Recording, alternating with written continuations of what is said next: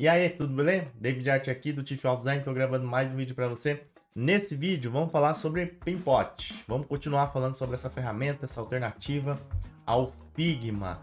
Na primeira aula é questão de instalação, configuração, instalação entre aspas, né? Porque você acessa através do navegador. Mas eu mostrei o contexto também um pouco para você entender sobre essa nova possibilidade de criação que a gente tem. E se você é novo aqui no canal, já peço para você se inscrever, você ativar as notificações. Se quiser ser membro, você vai me ajudar pra caramba. Deixa o like, também ajuda para que o vídeo chegue para mais pessoas. E se você já é inscrito, dá uma olhada aí, porque às vezes o YouTube desinscreve automaticamente, sei lá. Já vi um monte de gente reclamando disso, então dê uma conferida aí na sua inscrição, beleza? Ajuda aí o Tiff a criar mais vídeos como esse que a gente vai começar criando aqui. Então, um projeto no Pinpot. Bom, então vamos começar criando o nosso projeto. Eu já estou aqui no time, ó, do Tiff. Você pode criar times, tá bom? Quantos times você quiser. O Pinpot é bom por isso, né? Que ele não tem limitação de time, nem de arquivo, nem nada do tipo. Talvez a única coisa que eu achei meio estranho no Pinpot de bate-pronto foi o logo, né? Acho que o logo poderia ser melhor. Mas enfim, é um projeto bem legal e uma alternativa, e a principal alternativa que nós temos para o Figma, com certeza. Por isso que eu vou criar um novo projeto, então já cliquei aqui em novo projeto. E aí, beleza, dá um nome aqui de aula, YouTube, beleza? Aí. E agora, vamos iniciar nessa área de trabalho que a gente tem. Perceba que funciona basicamente igual ao Figma. Então, nós temos a barrinha flutuante aqui no topo, com as opções praticamente idênticas ao Figma, né? Dá até para fazer um comparativo assim com o Figma, né? Se você quiser. Tipo, divide a tela e vê as semelhanças. Aqui, infelizmente, assim como o Figma não tem como mover, para mim teria que ter essa opção de mover, né? O do Figma você poder mover para cima e esse você poder mover para baixo, enfim. Mas no restante, acho que é bem simples, né? Então nós temos ao lado esquerdo a parte de páginas e também de ativos, onde nós temos os componentes e outros tokens, né? Cores, tipografias, ficam todos eles nessa parte de ativos, tá? Tem a parte aqui de bibliotecas também, que você pode publicar arquivos. Deixa eu fechar aqui. Mas o principal, né, é a parte de páginas. Então, a gente trabalha com as páginas nessa primeira parte, né, na parte superior. E depois da divisão, ainda no canto esquerdo, nós temos as layers. Então, a gente vai criar uma nova layer aqui.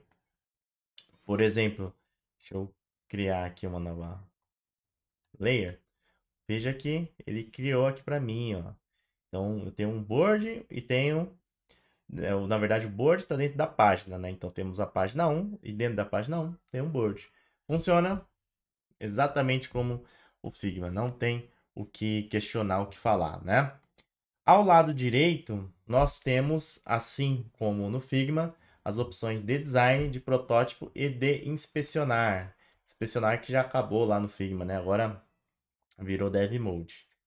As opções de design são justamente as propriedades dos nossos elementos, onde nós podemos alterar. Então, tamanho, dimensões, posicionamento, preenchimento, traçados, outros efeitos, sombra, entre outros, até a opção de exportar. Na opção de protótipo, é onde nós criamos os nossos protótipos navegáveis, onde a gente vai apresentar para o cliente. Então, vou colocar aqui, por exemplo, só para você ver, uma navegação simples aqui. Teria que criar um botãozinho, né? Então, deixa eu criar um botãozinho aqui, por exemplo, agora sim. Aí do botão vem para esse. Pô, ao clicar. Então eu vou dar play nessa primeira opção, só para você ver que ao clicar no botãozinho, ih, já caiu no 2. Deixa eu ver aí. Ao contrário, né? Ele seguiu a ordem da criação ali. Então, eu criei primeiro o branco, ele interpretou como o primeiro. Mas eu vou clicar no botão, nesse retângulo cinza, e vai voltar para o layer anterior. Então, olha só, voltou. Se eu clico agora no branco, não acontece nada. Funciona muito semelhante, né, ao que nós temos no Figma. E essa comparação eu vou acabar fazendo durante boa parte do processo, porque as pessoas estão mais acostumadas com Figma, porque eu tenho conteúdo de Figma, então inevitavelmente a gente vai fazer essas comparações, até para puxar o seu conhecimento, o conhecimento de algumas pessoas que estão vendo essa aula, que adquiriram ao utilizar o Figma, para realmente ver que a curva de aprendizagem quase que inexiste quando você vai para o Paintpot, tá bom? Como você viu, então, quando eu crio um elemento, as opções de as propriedades e as opções para editá-las desse elemento aparecem na barra fixa ao lado direito, tá bom? E aí eu posso mexer e alterar as propriedades da maneira que eu quiser. Depois a gente vai explorar um pouquinho mais isso para que possamos trabalhar melhor essas opções, tá bom? Uma diferença que nós temos para o Figma, aí que é interessante, é essa justamente desse mini menu que nós temos aqui, ó, de cores e de tipografia. Porque na verdade é um atalho que nós temos para acessar as nossas livrarias. Depois eu vou mostrar como cria livrarias aqui, mas ele tem esse atalho que você acessa aqui por baixo. Até por isso, né, ele não dá a opção de você mexer essa barra de ferramentas que está acima.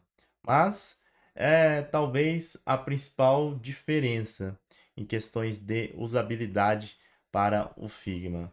Tranquilo, né? Vamos encerrar essa aula então só vendo rapidamente o que cada coisinha faz na barrinha de ferramentas. Bom, e é isso. Simples, né? Para fechar, eu vou apenas passar mais algumas ferramentas aqui para você. Então, no canto superior direito, ainda a gente tem os comentários. Você pode comentar tranquilamente. Então, vou até escrever aqui, ó, tranquilamente. Nós temos essa opção de interação, como nas outras ferramentas aí de prototipação. Tem a versão do histórico, que também fica num botãozinho no canto superior direito, que mostra pra gente o que nós fizemos de histórico. Ao lado do botão de histórico, nós temos o comentário, como eu já falei. Esse 41% se refere à visualização. Então, como que tá o zoom da minha área de trabalho. E essa indicação de check, de setinha também no canto superior direito, significa que o meu arquivo está salvo, tá bom? Então é só sobre isso. E o meu nome aqui, ou o meu avatar que eu posso determinar qual que eu quiser. As ferramentas que nós temos na barra de ferramentas são exatamente quase que idênticas ao Figma, só que com algumas diferenciazinhas pequenas. Na nomenclatura e talvez para a forma de criar algumas coisas, tá? Então, nessa parte de ferramenta de tela, seria o frame, mas aqui tá como ferramenta de tela. Eu clico e crio aqui e pronto. Na verdade, o Pimpot, né, ele tem a versão em português. O Figma não tem, né? O Figma não tem tradução em português. E o Paintpot tem. Por isso que até os nomes são diferentes aqui. Talvez em inglês seja Frame mesmo, né? Esse nome. Aqui em português ele deu esse nome, ferramenta tela, né? Enfim, não achei ruim a tradução, não. Talvez é o que tinha para fazer, né? Qual nome se daria Frame para uma tradução? Quadro? Talvez quadro, né? Fosse melhor? Não sei. Na parte de páginas, né? Ele manteve em inglês. Você pode ver, ó, board, quadro, enfim. Diz aí se você acha que a tradução do Pimpot acertou ou não. Depois nós temos as opções de criação de vetores, então retângulo, círculo. Não tem a opção aqui de triângulo ou outras formas geométricas, né? Então, se eu quiser criar uma forma geométrica diferente, eu vou ter que fazer a partir dessas que nós temos aí. Então, a partir do quadrado, por exemplo, eu consigo criar um triângulo, mas pelo menos ali não me dá a opção de criar um triângulo direto. Depois tem a opção de texto, aí essa opção nós vamos trabalhar bastante, né? Você vai ver mais nas outras aulas, onde a gente pode... Ó, escrevi trabalhar errado aqui. Deixa eu selecionar.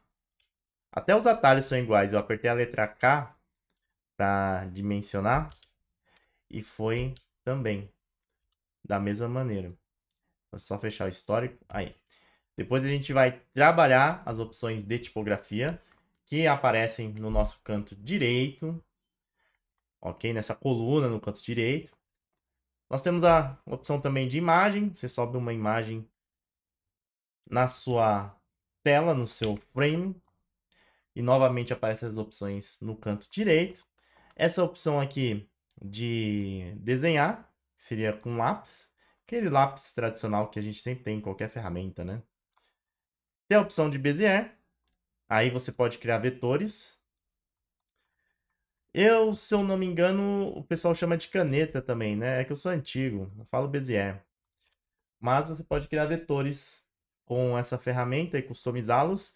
Aqui no Pinpot talvez tenha opções melhores, ou um pouquinho mais avançadas do que no Figma nesse quesito.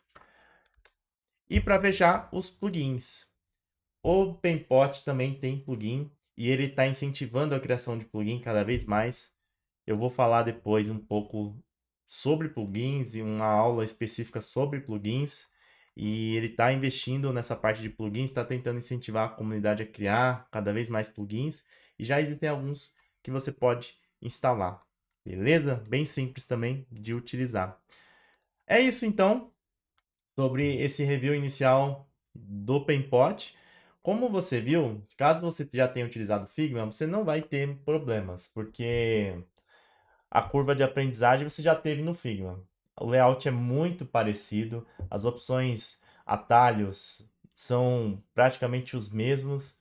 É só uma questão de acostumar, né, com essa nova possibilidade e testar. Testa aí também.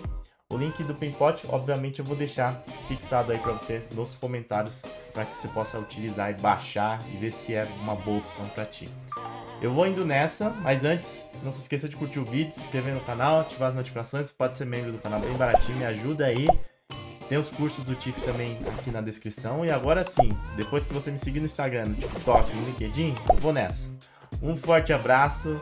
Ah, tem um blog, tiffdesign.com.br também, muito conteúdo pra você. Agora sim, um forte abraço. Estuda aí, galucho, estuda aí, galucha. Até mais, valeu, fui.